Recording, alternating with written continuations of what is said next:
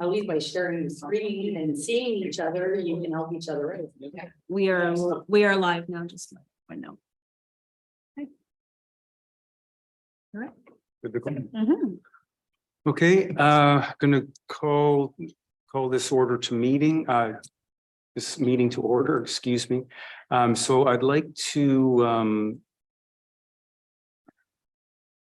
so we have to adopt the last minutes, correct? Yep, we'll get to that. That's first. So we just need to call the meeting to order and you need to move it. Okay, so if I can get a mover and a seconder to call this meeting to order. So Dave and Renee. Okay, so we're going to move on to number 2. So does anyone have any pecuniary interests to disclose? Seeing none. Okay, now we're going to adopt the minutes. So we need a mover and a seconder to adopt last meeting's minutes. Amy and I'm sorry, Natalie.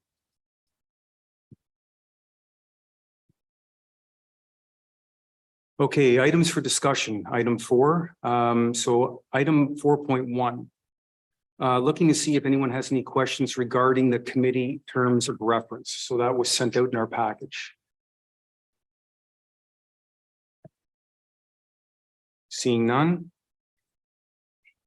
Let me just move on to 4.2. Yeah. So item 4.2, discussion e-charging stations report. Carly will present the report. Yes. So Shut this down.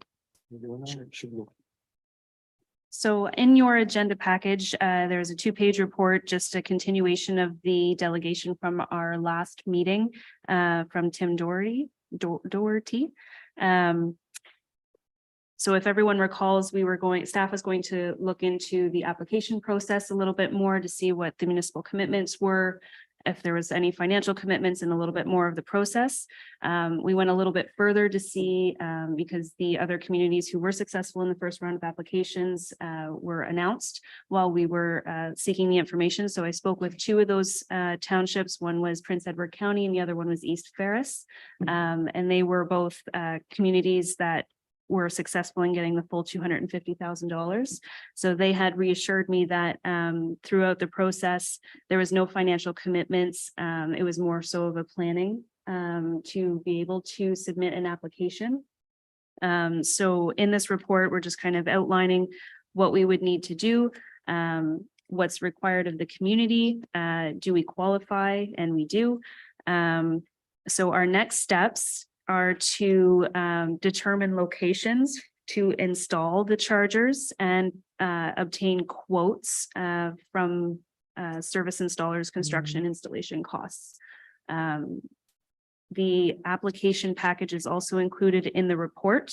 So staff's recommendation, now knowing a little bit more about what's involved in the process, is that we continue to work with our municipal planner, Matt, to understand where we're allowed to put these charging stations, and go out and get quotes from the e-charging station providers. And then once we receive that information, we'll come back to the committee and get your input on where we would like to see them in the community, because we'll know where we're allowed to put them at that point, as well as cost.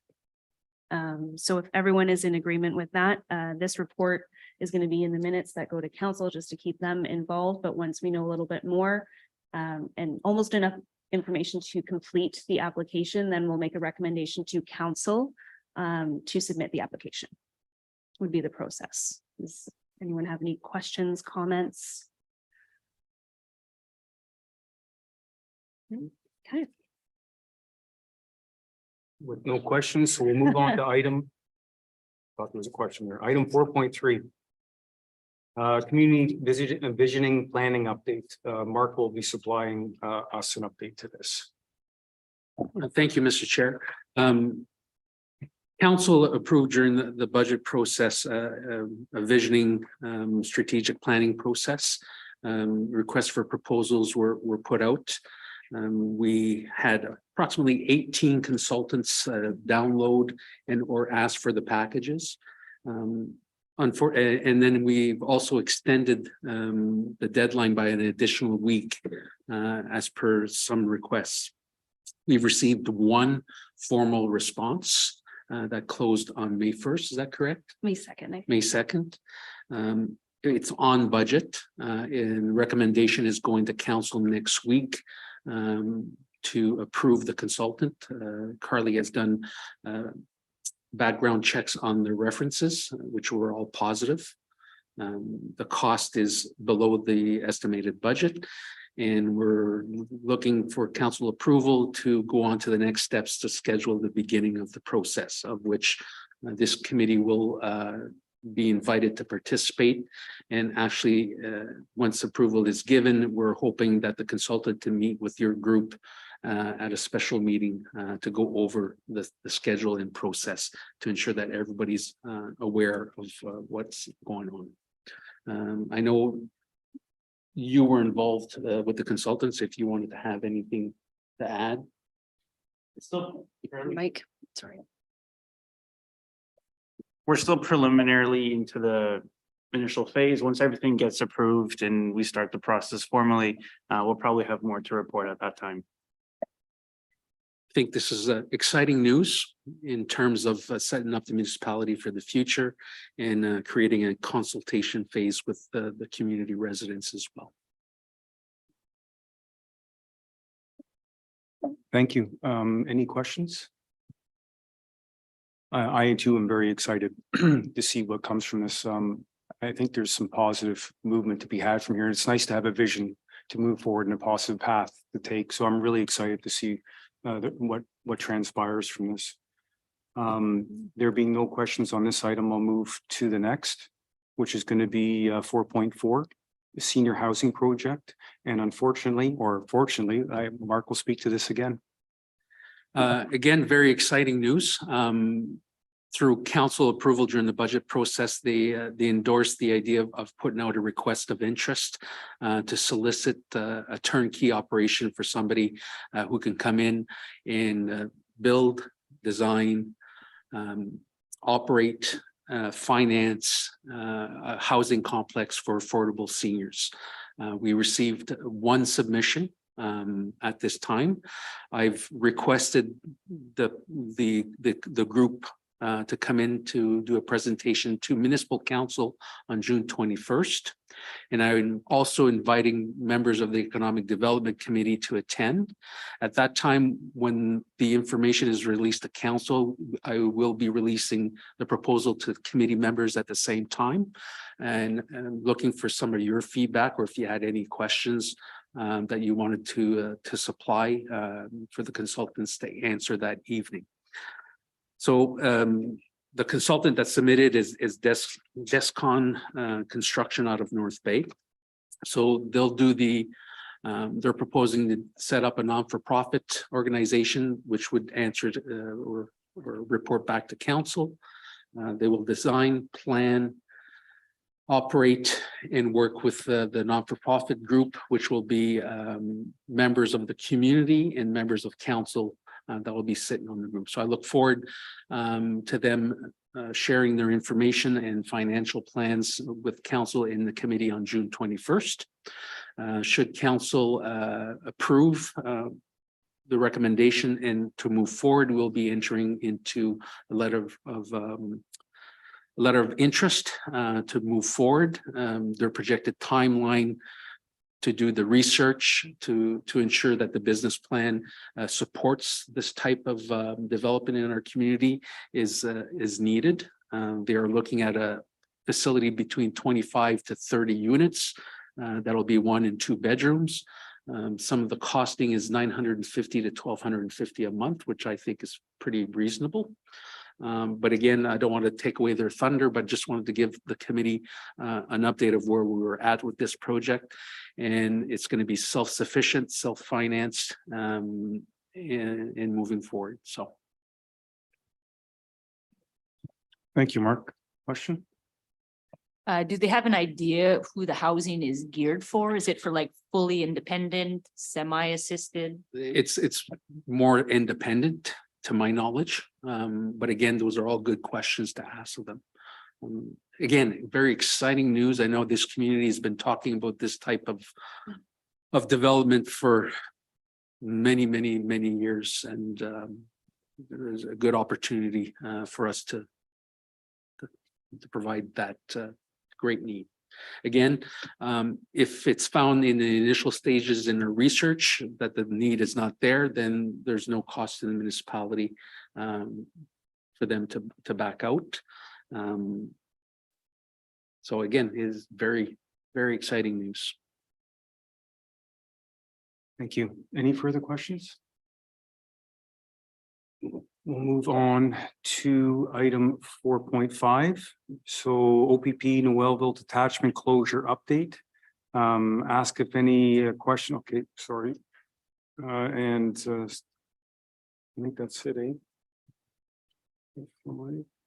Yeah, so. with Yes, so the- sorry. That's okay. With the OPP detachment closer, Giselle was here to give everyone a brief update from our last council meeting. It was recognized that we should probably do an executive summary of everything that's happened from start to finish and what our next steps are. So in your agenda package is an overall executive summary of how we came about the information, what mayor and council have done since then, who the key stakeholders are, decision makers are, and that council's next step is to wait. I believe we have a meeting coming up next Thursday to get an update from OPP. So as I get the information from Giselle, we're going to put this information on our website so that we can keep everyone up to date. Does anyone have any questions right now? Nope. Okay, perfect. Thank you. So with that being said, we'll move on to item 4.6. Municipal communications policy. Carly will speak to this policy. In relation to this policy, at our last meeting, there was discussions about our community calendar, how it's utilized, how it could be utilized more, and just general questions about how the municipality decides when and what we're going to be putting out to the community. So this is, I just wanted to provide everyone with a copy. It's our internal policy on how the municipality deals with incoming and outgoing communications. What we accept, what we don't accept, what we share, how we share it, when we share it. It's all kind of laid out here. If you want a chance to review it and you have any questions now or later, I'm free to answer them. But it just kind of gives rhyme to reason for how and why we do things for giving information to the community.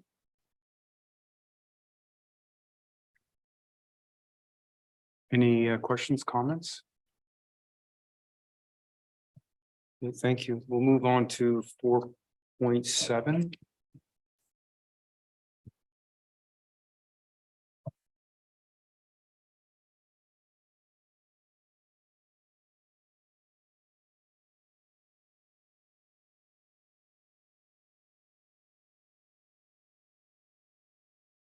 So 4.7 is regarding the roundtable. We'd like to take a vote as a committee tonight if we would like to recommend to council for staff to pursue topics below specified specific municipal staff involvement and what the committee would like to see happen with these items. So the items on the list are a place to sell local agricultural products, tourism and business promotion outside of the community. So we can have a discussion on those two items if you think we should move them forward. Dave? Yeah, thank you, Mr. Chair. I think the place to sell the local agricultural products and networking is good.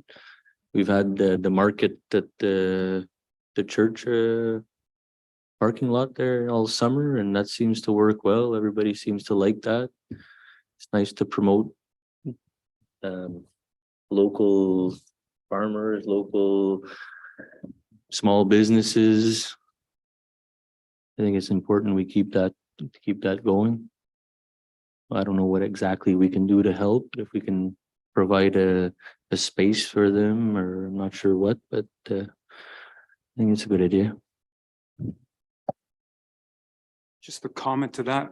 Are we advertising or promoting those events? That those local people getting together selling their wares that way, they're being promoted?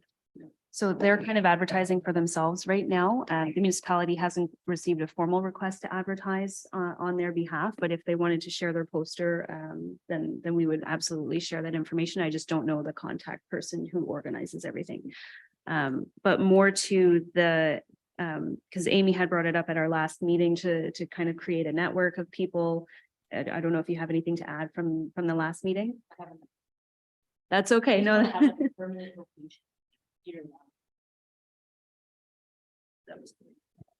I know that what's it called, Sudbury East Agricultural Farm Tour that's going on. I know that is posted on a lot of the municipal pages. I don't know if we could have a link to that or something. It has all the farms between Marks Day Warren, St. Charles, it's got Noëlville, it's got Lavine, and it's got all the places that on weekends they kind of have visit your local farms for fruits and veggies and whatever. And that is it's on Facebook, but I don't know if there's a way we could get that app, just even if it's a little map on our municipal page, just so, yeah, that's what, yeah, what's it called? SEWN. So Sudbury East West Nipissing Farm Stand Tour is what it's called. Okay. And then if people go on the website, well, at least they would see that and, it would pique their curiosity to, and it's between all the municipalities. So maybe something as a shared service that we kind of do. It's kind of, we're promoting, outside of our area, but we all work together. Mhm. So I don't know, maybe that would be an idea just to start promoting them that way. But yeah, the corner, they do really well. And that's Angela Rancourt that takes care of that. And Kim Bishop actually has been running it because Angela has a harder time. It's hard on her. She's an older lady. So I know Kim Bishop's been helping out with that with locals. So I don't know if maybe I could reach out to them and see, but I don't think I know they have a Facebook page too to announce the market on weekends. So maybe I'll see if she has a poster and she could, I could upload it for her because you're not too tech savvy and put it on the website for this weekends anyways, the Saturday mornings from 9 till 1. Thank you. Any further discussion on that topic? I just have a question and it's more for clarification. So is this item, I remember we talked about it last time. But is this really about creating a place to sell local products and networking, or is this about this thing already exists and it's a question of actually telling more people about it? Like, I feel like there's a couple of different aspects to it. There was it's a bit of both. It's a bit of both, right? And then it's kind of related to the communications policy and this next item, which is marketing. So it's, okay, so it's multi-pronged. There was also discussion around how do we get local grocery stores to sell more local products, right? So it's, we were in discussion just before this meeting about who would be best to kind of streamline and gather all of the businesses and the farms together. And we think that through the Chamber of Commerce, because they have such a wide network anyways, and the expertise to be able to get everyone together. I don't know if we can tap into their contacts to help kind of spearhead things if everyone's in agreement with that. And then we'll support them in any way that we can. But I think that to broaden their network of businesses to include farmers and kind of advocate for them and run things for them, I think that would be the best way of going about doing it. If everyone's kind of in agreement, we can maybe reach out to the Chamber of Commerce. I know Sebastian has contacts with them, so maybe we can work on that as a next step. And if anyone has any comments, questions or whatever, we'll reach out to the committee as we get information from the chamber. Just a quick question for Amy, because you mentioned a permanent year-round place. On the auspices, are you looking at a location like once a week or? Well, I thought about going to see Vince for one, to have like a permanent section of the store devoted for, because a lot of people grow things year round where it is available 12 months. Like just fresh produce and everything and everything is under the CFIA like it's all inspected by the food agency and Okay.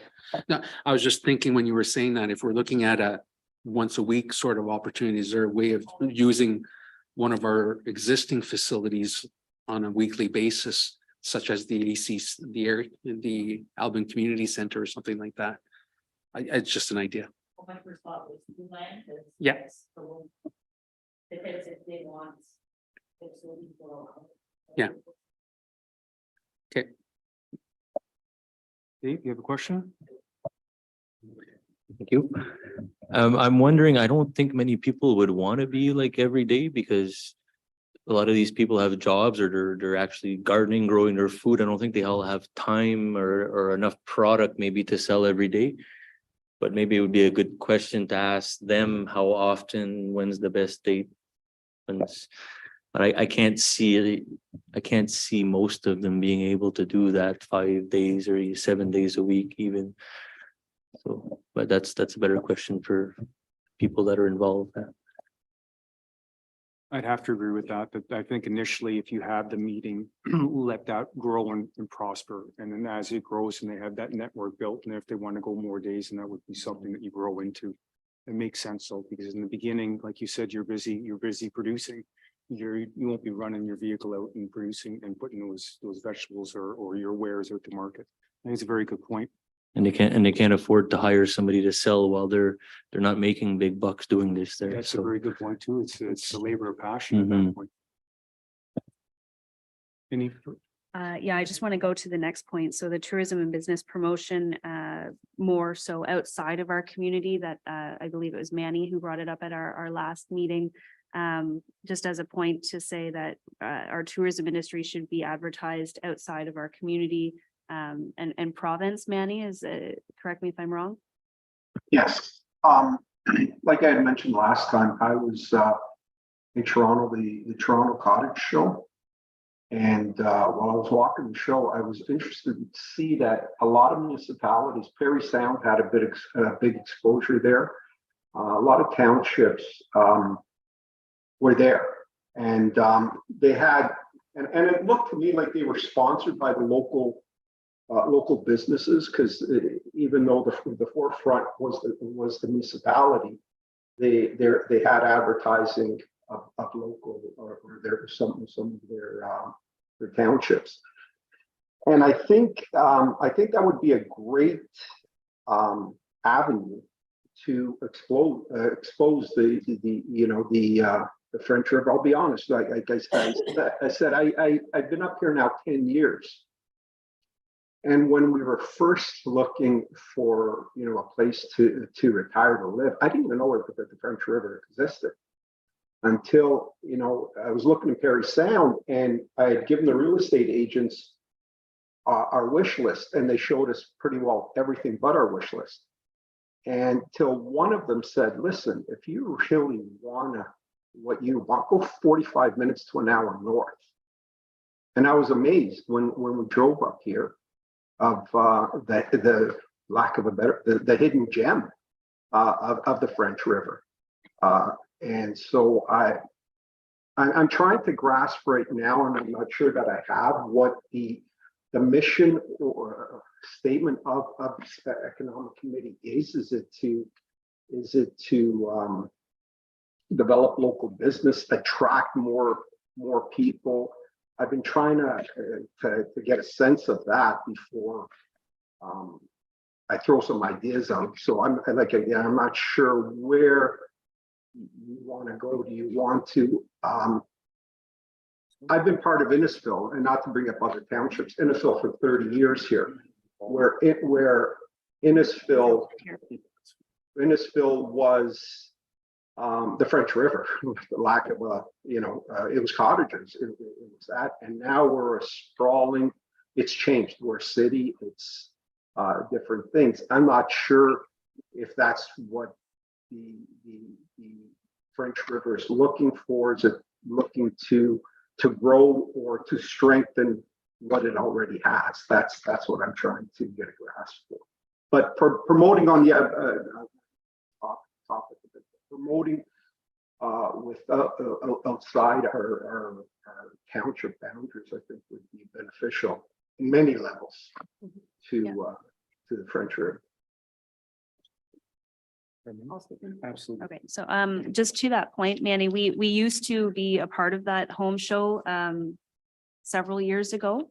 And we used to be there with Explore French River, which is a tourism side of our municipality, which we haven't been able to keep going just with staff capacity. And so we're exploring different avenues on how we can help the tourism industry and help the businesses. There's a lot of businesses that have been going down themselves to promote themselves at those trade shows. But if we, like the focus of this committee includes tourism. So in our terms of reference, which is why I wanted to include it to kind of minimize those questions, is, you know, we can look at our agriculture, business associations, any manufacturing, industrial, retail, real estate, any sort of development and tourism. And a lot of these topics of conversation are going to be reviewed during our community visioning process.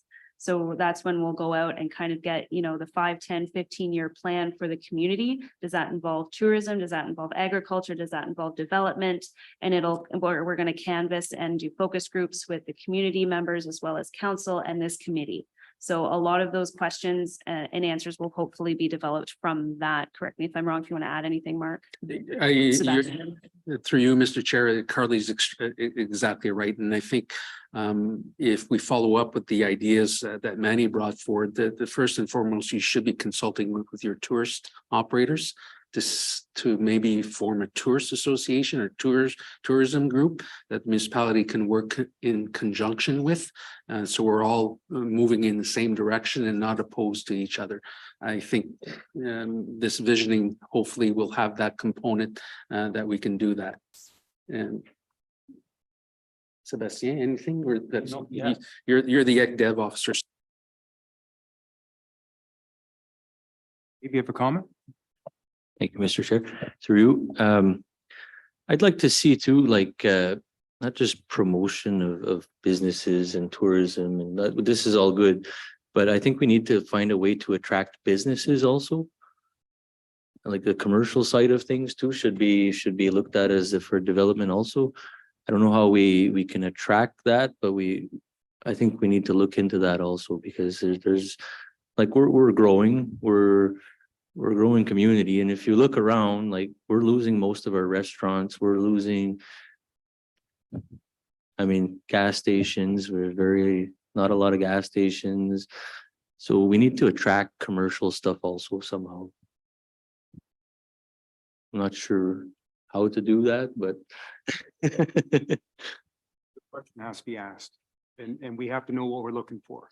As Mark mentioned, I'm hoping that the visionary process is going to bring to light a lot of what we can do to bring forth everything that you mentioned. I have to agree. We got to bring the young families in. We have to have people grow up, live here, work here, and stay here. So those are all things we have to pay very close attention to. And again, I'm hoping that visionary plan will bring to light strategies to bring this underway. Did I see some other question? Thank you, Dave. Not a question, but maybe just a comment. Like, I know, like the Ramacos, the piece of land they bought, like the holdup with the MTO and the roads, and how do we, you know, it seems that there's always a hookup when there's a new company in town trying to do something with MTO, and whether it's environmental, you know, the Ministry of Natural Resources, or seems to be so many rules and regulations for them to overcome. And that kind of, you know, it makes it, yeah, there's a lot of bureaucracy that makes it that it's hard for them to actually set up and open up. And is there a way that we can support these? Like, I know we try and we do stuff, but it just doesn't seem to be enough for small communities, you know? Like, is there that much red tape if you're building something in Toronto? Like, but it's not our fault that the highway is our main road. Do we need to build secondary roads? Like, you know, tell them to put the highway somewhere else so that we can use our main road? Like, I get, in Toronto, the main road is not your main road, it's not your only road. I mean, so I think that's one of the biggest problems with our small community is that all our main roads are highways.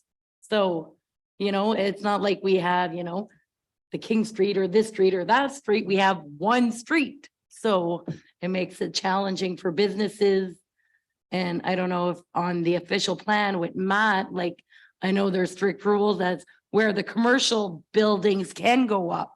And those are on the main street. Well, how do we, can we look at making that bigger? Like, I mean, I know there's processes for, commercial on the municipal side when it's a provincial rule, versus so, I mean, maybe that's something we look at for future growth, I don't know. Bob? Sorry, Bob, I see Manny had his hand up. Thank you. Highways, I think, I don't have any data to back this up, but just observation. As soon as that 2-lane highway, the divided highway came up to Perry Sound exploded. Perry Sound grew. I see progress over here with the stretch from 64 down that was built, but like we travel quite often, and I've seen nothing happen. But even though there's a full plan in place and everything, I would love to see that the township, if you really look from Perry Sound, aside maybe from Brick and stuff, to the front, where the next major township, where our council is pushing the provincial government to move ahead a little quicker. I believe that if that divided highway connects us to Perry Sound, you will see an influx, a huge, where you will attract other businesses, you will attract other people. As a person that traveled for the last 10 years, every weekend, that's a scary highway. 69 is a scary highway. And I'd almost bet, like I have no data to back this up other than just strict observation, if half our battle would be won by having a divided highway from us to Perry Sound. Just a comment that maybe we should be pushing. Of course, that would be long term, but maybe encouraging, or I'm not sure the right word, but pushing the province on this. Thank you. Thank you, Manny. I agree.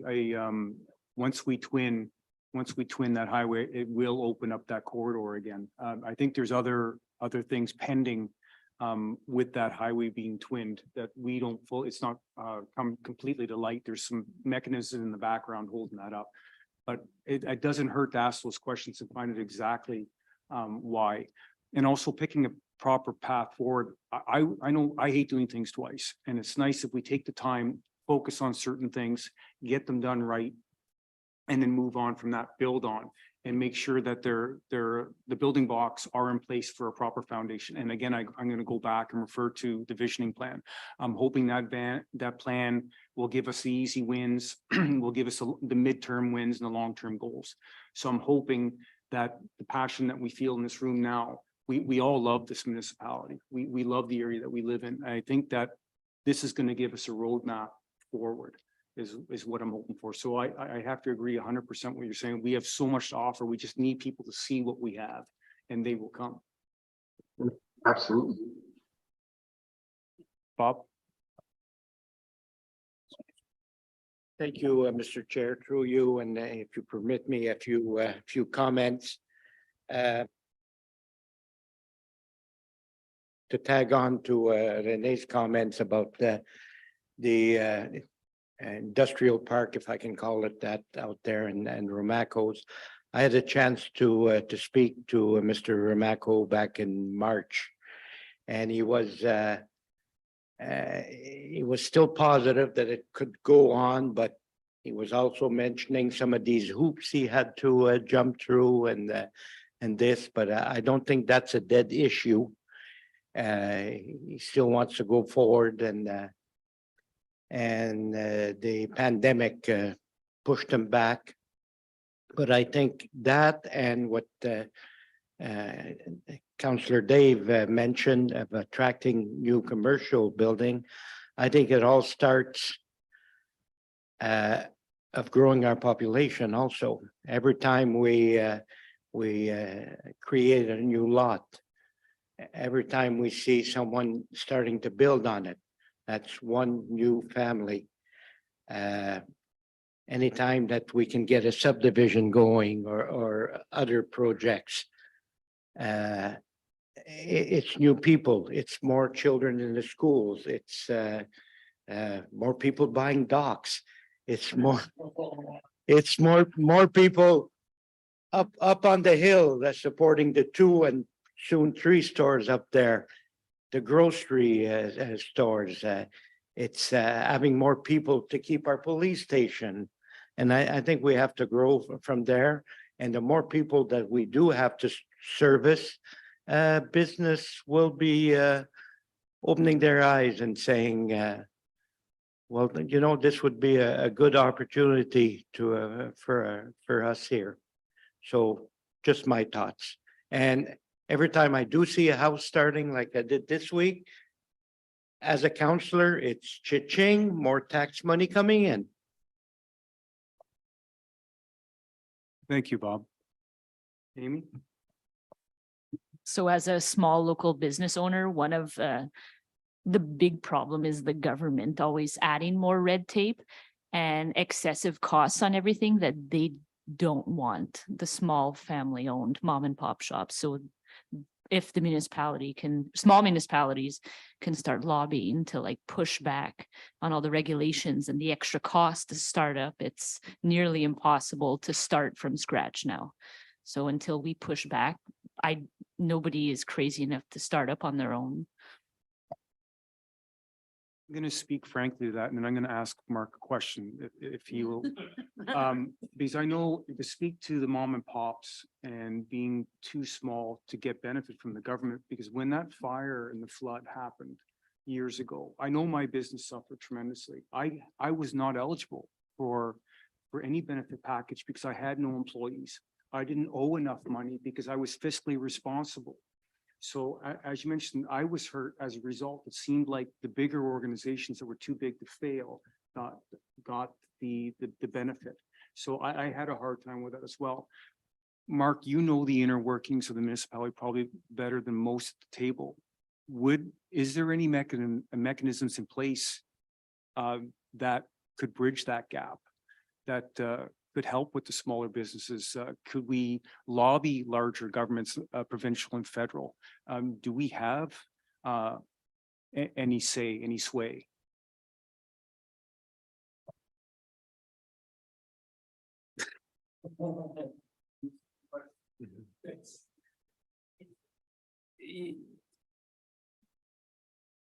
I'm just thinking through it. Being a small community is very difficult, to be honest. Even in terms of appeals through our land use tribunal has created issues for our municipality. Part of that reason is why the development that we talk about in Albin has not occurred yet. So there's a presentation going to council next week in terms of meeting with the Minister of Municipal Affairs and Housing to try to address some of those issues provincially. In terms of federally, I think if you work with your local MP, Maxedi, who's been pretty good in terms of listening and observing different aspects of how we can improve things. It's always going to be a challenge. Are there people out there that can think outside of the box? Absolutely. I pride our community as being one of those, but it's getting harder and harder and harder to get our message across as small municipalities. I always say that there's strength in numbers. So rather than going at it as a sole municipality, you need to go at it as more of a joint group of municipalities with similar issues and concerns and problems. Not sure if I answered your question or not. I'm starting to act like a politician. I'm sorry. That was almost a very good non-answer.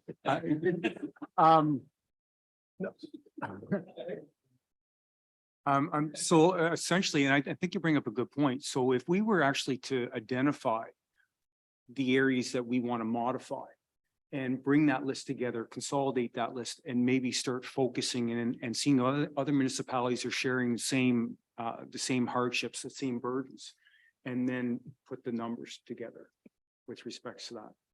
Dave? Thank you, Mr. Chair, to you. Just to piggyback on what you were saying a while ago, I went like the same thing through the pandemic.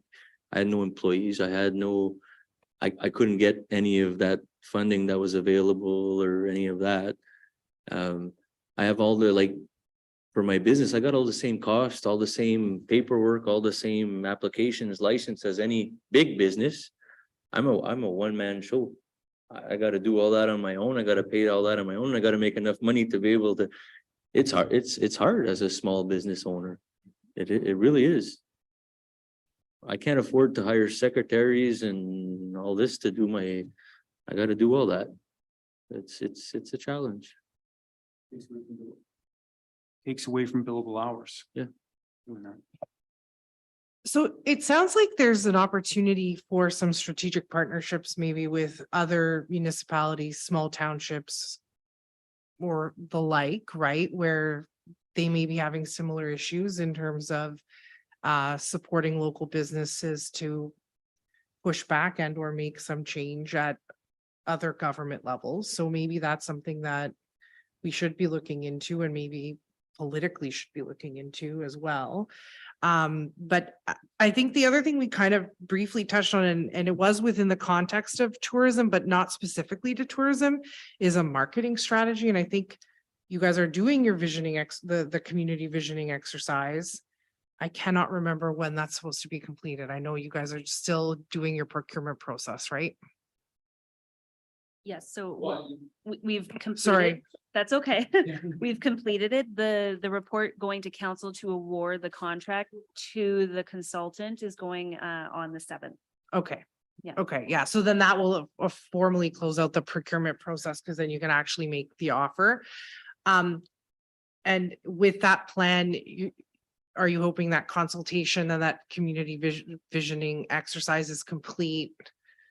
TBC, I guess, when your contract is signed with the consultant. Our intent and our hope is to have it done. Our intent and our hope is to have it done by late fall this year. Is there work that, and thank you, thanks, Mark, getting the names, we're working on it.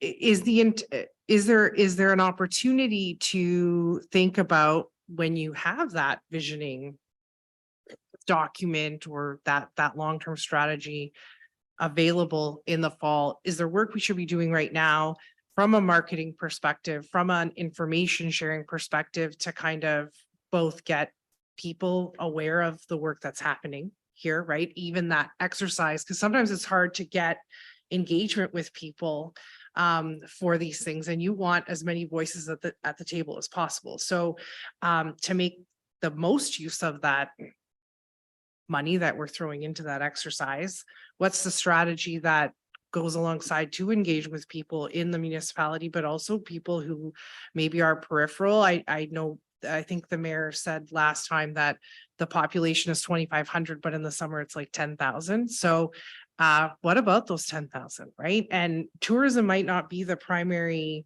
reason to market, but if you want people to want to come live here, right? To build houses, to have families, to be even entertaining starting a small business, you still have to let them know you're here, right? So even outside of a tourism exercise, what's the plan, or what's the strategy for putting French River on the map as an economic power, as an area you want to live and grow outside of a community vision exercise?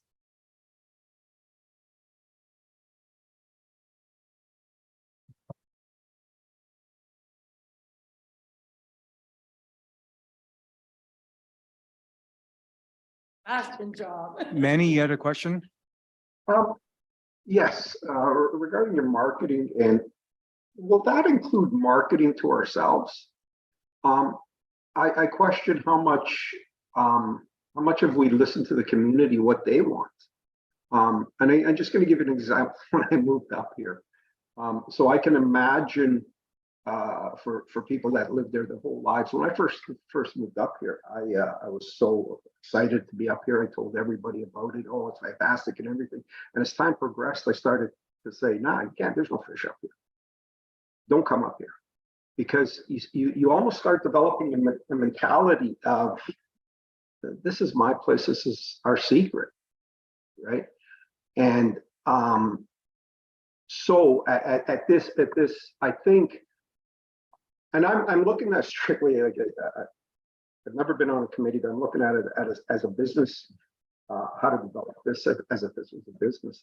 You have, I think, is there a plan to get our community on board with the committee's vision? I think that might be key, in my opinion, to initially spend a lot of that or some of that marketing within ourselves to get everybody on board with it, because I'm not sure that everybody might be on board. I totally agree, Manny. I don't know if you can hear me.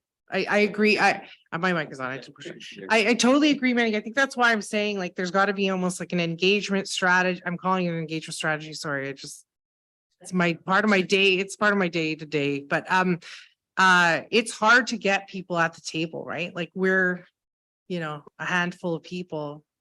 There's 2,500 out there. What is the plan for engaging them in that community visioning exercise? The marketing strategy could be within the community. It can be slightly beyond the community. It can be however big or small you want it to be, but people need to have awareness, right? I guess, of the work that's happening. I think those are things that we have to keep forefront of mind, that if those are still questions that need to be answered after we've got that visioning plan in place, then absolutely, because we have identified them as critical pieces of this puzzle, that we have to have buy-in, we have to have the local buy-in to make this work. So I think we'll wait on those answers, but keep those questions for in the forethought of the mind, and then bring them forth, and then we'll answer those questions moving forward if they still need to be answered. If I may, Mr. Chair,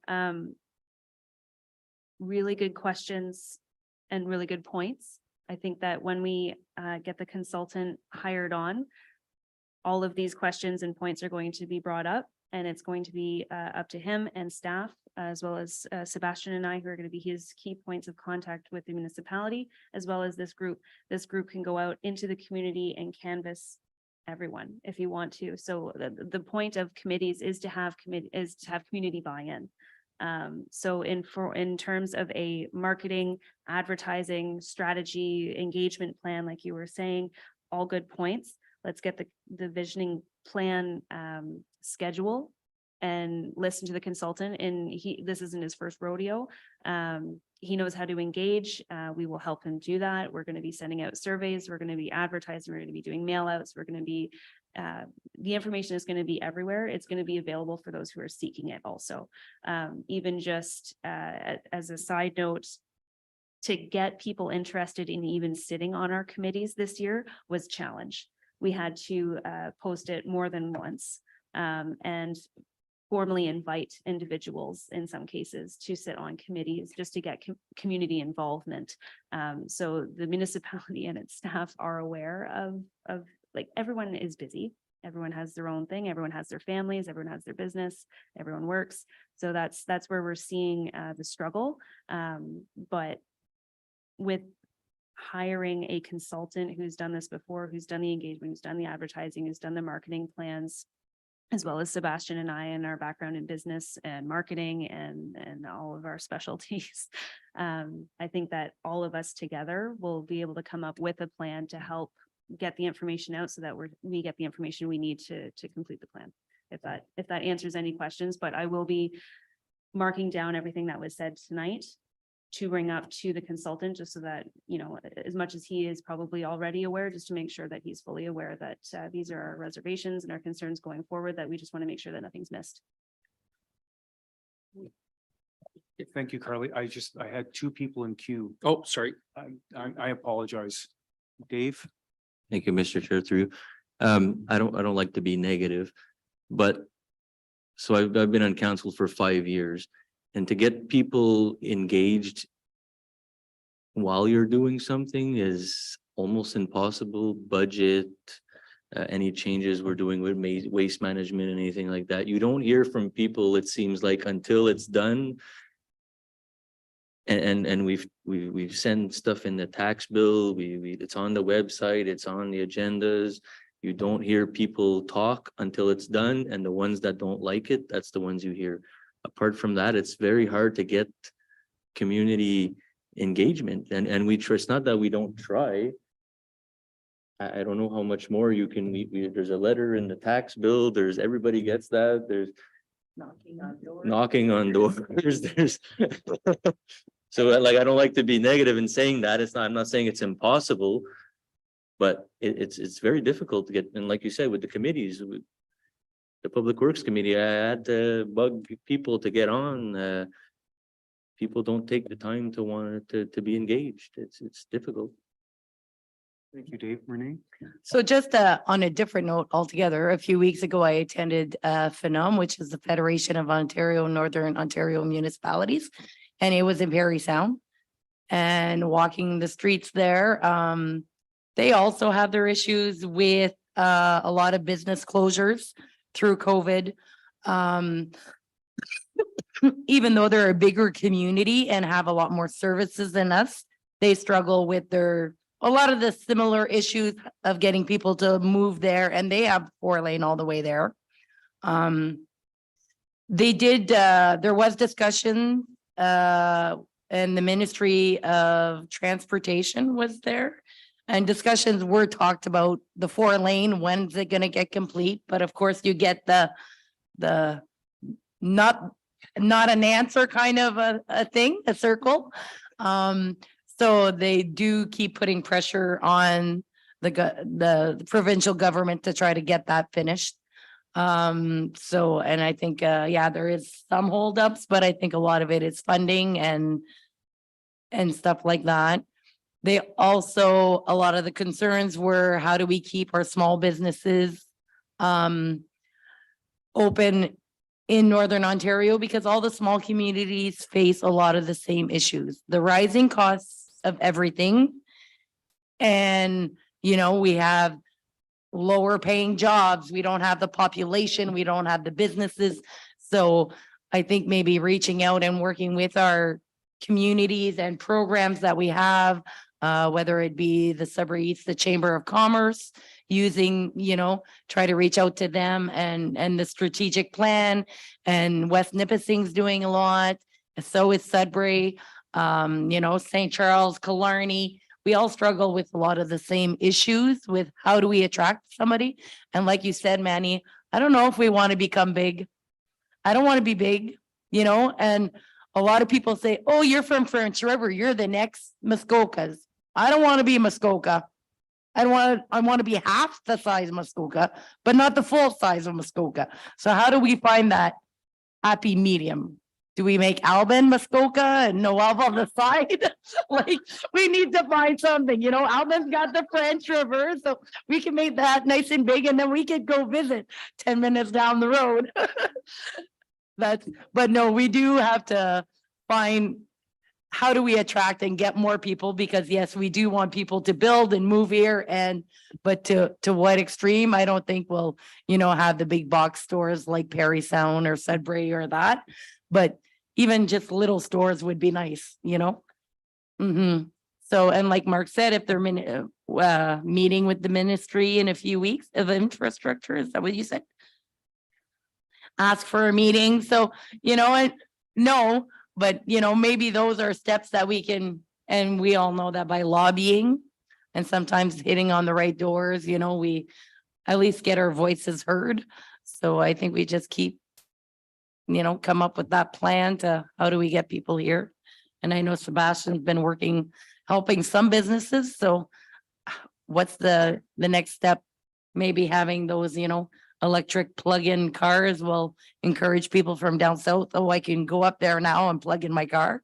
So they'll be able to charge. It won't have to make it to Sudbury, because right now they go to Perry Sound, they stop, they go to Sudbury, they stop. There's nothing in between. Maybe that's, oh, I know I could stop in that little town because they can charge my vehicle. I don't know. Maybe there are little things like that that will make the difference and make people baby steps. Yeah.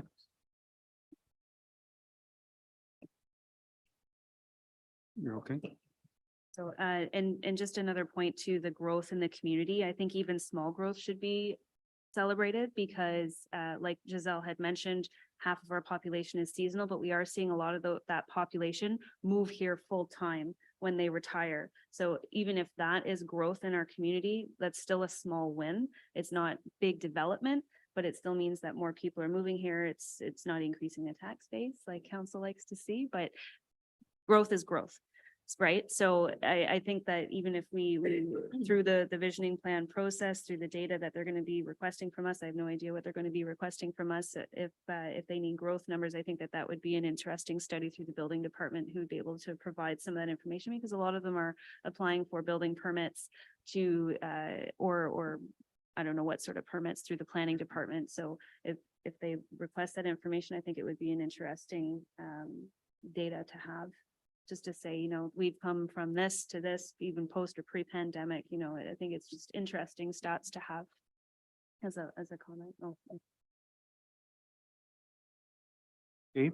Thank you, Mr. Chair. Through you. Just as you were saying, like even the growth of like people that were seasonal that are coming in.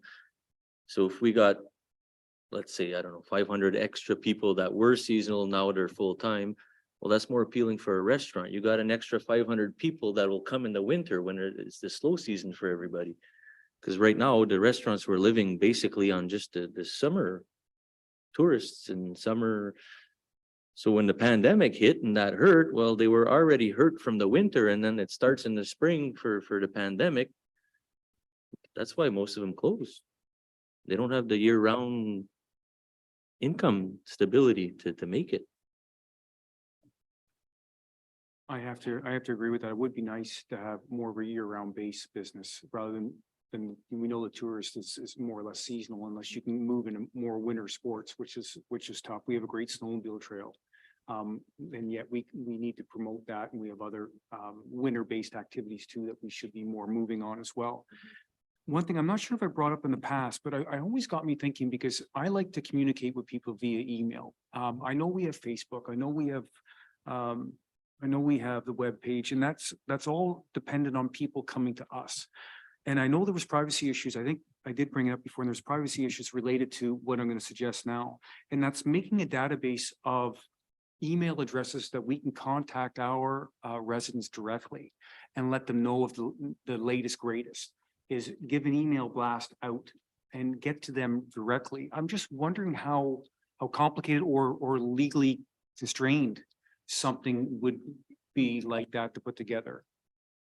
Well, I can answer you, Mr. Chair. We do have through our website provider a bulk email list.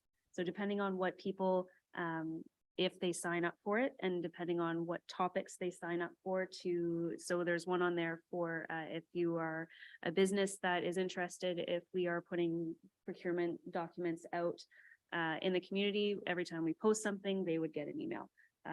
During our fires and floods, we also created a separate group to say if there was any updates, you would be included in the email blast. So it's available on our homepage at the bottom. It says sign up for e-news. We've been using that. We have about 200 registered on it right now. And and it's also through we have a mobile app. It's been advertised a little bit when we did our website upgrade. There's QR codes to download the app. So all of those push notifications. So I sent one out. Yeah, burn permits, everything. So because it was the most recent one, the fire restriction that was put out this morning, we pushed it out through notice on our website. There's banners up. There's an email blast through our permit system. There's through our app, if you're signed up and you have our app downloaded on your phone, you would get an automatic push notification. It gives a little bit of information, but you always have to click the link to do more. So there's about 10 different ways, short of print advertising, that we are getting information out. And even at the front desk, we're saying, you know, new people come into the community, what's going on? How do I get information? How do I get knowledge? People are only going to know what's going on as much as they want to seek what's going on. If they want to know what's going on in the community, they're going to ask how to find that information. If they don't know, they're going to ask somebody or ask, you know, it's word of mouth is the best communication. I think it's cheapest form of communication. But other than those 10 different ways of getting information out, short of print advertising, I think that if we were to add anything more, I think it's well-rounded. It's just to advertise how we're advertising, if you will. I have to agree. So just a question so I can wrap my head around this. So are we able to communicate digitally with the people that we communicate via mail? Are we able to reach those numbers consistently? Mhm. So we have those contacts. Okay, fair enough. Thank you. Short of people changing their email address or putting in a wrong email address, our numbers are around 200. It was almost close to 300, but every time I send out an email blast, I get all of the bounce back emails. So then I would delete those ones. So it's constantly fluctuating. But yeah, and even our website gets about 500 to 600 hits a day. So there's people looking at the information depending on what the information is that they're seeking. But yeah, I used to report on our social media numbers. I think I might do it again in our quarterly reports, maybe through the clerk's report, just so that people know who we're reaching, how we're reaching, and how that affects the community. Thank you for that. I appreciate that. I want to comment. I want to go back to tourism because that's my background. I know that we are looking for ways to promote our community, to let people know what we have to offer and what facilities are available. I think we've seen the industry change over the years. We watched taxis disappear for Uber, and we're now seeing the traditional tourism-based camps and cottages. We're seeing them change out for other things now too. I do agree with what Mark was saying. We have to engage the organizations, the tourist organizations that are the mouthpiece for these tourist camps, and maybe let them know that there's help on the horizon for them. But it has to be a recentered effort, because that industry is morphing into something else now again. So we have those short-term rentals. We have other avenues for people to come and visit our community. And that's part of the reason why we're seeing the tourist aspect of things drop off as well. People still want to come. They still want to experience what we have to offer. They're still doing it, but they're doing it in other ways.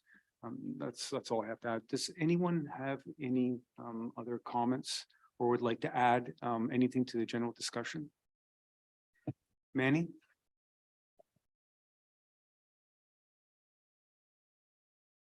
You're on mute, Manny. Sorry, I apologize. We have to strengthen, is it off mute? We have to strengthen the local businesses. I think and back to getting that community outreach or community, the local businesses have to know, in my opinion, that we're there. The primary is to strengthen them first before we bring any other businesses in. Because any other business that's going to come in is going to look at how the current businesses are doing. And nobody's going to invest business into here if all the other businesses are struggling. So I believe we have to really put an effort into strengthening the local businesses by bringing in tourism and bringing in other things, but I think key is the strength of the local businesses in town, the local businesses in the surrounding area. Not to repeat myself, but I think that would be critical. I think we have to start with ourselves. We have to take care of our community, strengthen that community. Without a foundation, we can go out and advertise all we want and try to bring in things. And I believe that once we start that and we plant the right seed, that growth is going to be there. It's going to be there and it will develop. Who knows over how much time, but the growth will develop once we put in that good foundation. And I apologize, I do talk a lot. That I can't disagree with you at all, on all points. I have to agree 100%. No, it's because he said he talked too much and you said you had to agree. No, no. I know. I'm just teasing you, Will. Okay, we're gonna omit that. No, but It's okay. But I have to agree because we have to support ourselves. We have to bolster ourselves. And once we have a sense of belonging, the rest will come. I have to agree 100%. Thank you for that. So is there not a small business bureau or The chamber. there's the chamber, right?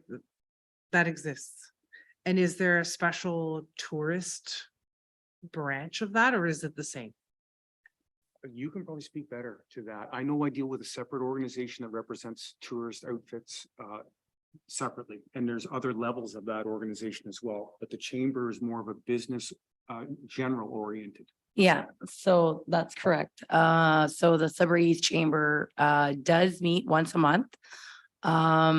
We are Jill works for us part-time. We do have we do Sudbury East. So and there is quite a few, over 100 businesses now that are part of the chamber. It's been a struggle for us over the years, but we're getting to a really good point. I think Sebastian's part of that too. We don't actually reach out to many tourism businesses. That may be something that we can bring up down the road. I know she reaches a lot of all the other businesses, but not so much the campgrounds in the summertime. And maybe that would be a thing for her to start traveling around now that she can, to visit those places. I know that we're starting to do a lot of, there's going to be different activities going on in the next few months, some networking stuff. So that might attract some of that. But one of the issues in the past with the tourism is that because a lot of those places are seasonal, a lot of them don't want to be part of a group that's year round. They don't see the benefit of us helping them out. So, and I think the benefit of the chamber is working together, right? Whether you're small or big, and it's how do we all work together and share our ideas and grow together. And I think we're getting there. We're just not 100% there yet. But there is the Trout Lake Association do have, they have an association. You're part of a cottage. I think Nipissing also has some kind of cottagers association for the tourism, but I'm not too sure about the names of them, but I know there's a few. And maybe that's what it is trying to reach out to those few and get them to all work together. So that would be something I could bring up at my next meeting. Speak to that was part of my leading into the business has changed, because even those organizations are struggling to remain viable and they're starting to degrade as a result. So maybe go in partnership with the chamber and make it more viable, bigger entity, more people speaking on behalf of a single source. I have to agree. With that being said, is there anything else to add? So if there's nothing else to add, I'd like to move to adjourn this meeting. So I got Dave, he was quick to jump. And Amy, thank you.